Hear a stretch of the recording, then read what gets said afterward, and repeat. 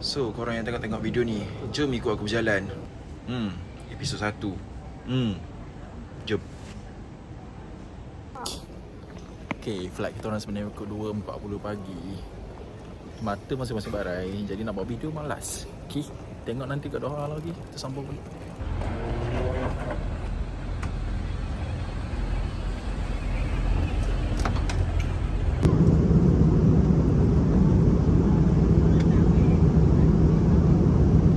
Ja hyvät naiset herrat, tässä sain just vähän viestiä näistä.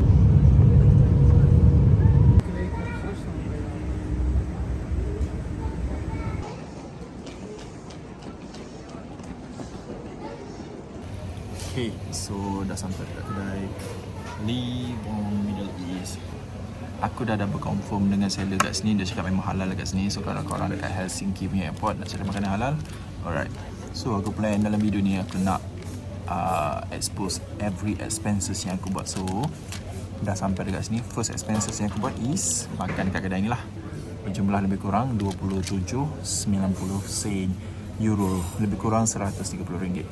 Kecing. Okay, Elika akan review first bite.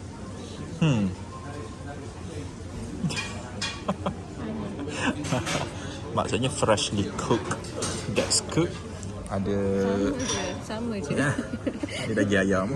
And aku pun ambil chicken roll. Agak besar lah. Jadi dekat TikTok banyaklah kita orang tengok apa ni, orang cakap eskalator yang sangat-sangat tinggi dekat airport Helsinki.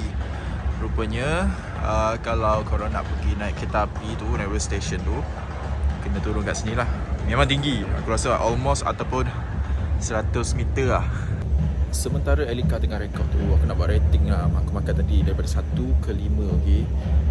Aku akan cakap 3/5. Sebab apa? Sebab dia okey-okey je. Kalau 2 tu macam tak okey daripada okey. 1 tu teruk sangat lah. Kalau 4 tu macam sedap daripada okey. 5 sedap dah.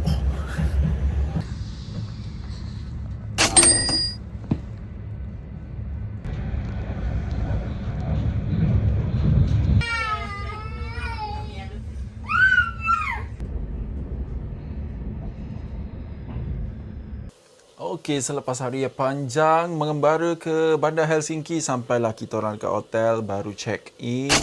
Ini adalah video untuk ni lah, untuk aku review sedikit, serba sedikit lah pasal bilik ni, okey. Dekat sana tu pintu masuk. Okey, ni lagi sekitar barang kita orang tak kemas lagi, literally baru sampai. Elika tengah mandi. This is the toilet. Anyway, katil and ada no, tak ada view. Tapi adalah market macam ni lah. Dia tak ada nothing special sebab bilik ni tak mahal pun. Just harga-harga just nice je lah untuk traveller yang tak nak spend duit yang banyak untuk bilik, okay. So ada minibar, ada microwave, ada water heater, adalah benda-benda macam chocolate, coffee apa semua tu. Ada juga hair dryer, okay. Proses untuk check in kat bilik ni, ada orang cakap susah, ada orang cakap senang. Bagi aku macam senang je. Sebab bila korang book dekat booking.com ke dekat Agoda, korang akan dapat satu email yang korang kena check in dekat Omena Hotel website. Sebab ni nama hotel ni ialah Omena Hotel. Lepas tu check in and lebih kurang 2-3 hari sebelum tarikh korang nak masuk ke bilik ni, diorang akan bagi satu kod lah. Kod tu macam kod pintu, and korang tak perlu berurusan jumpa receptionist apa-apa. Sampai terus tekan kod masuk bilik. Okay, rasanya malam ni tak keluar mana-mana. Lepak bilik, chill, tidur.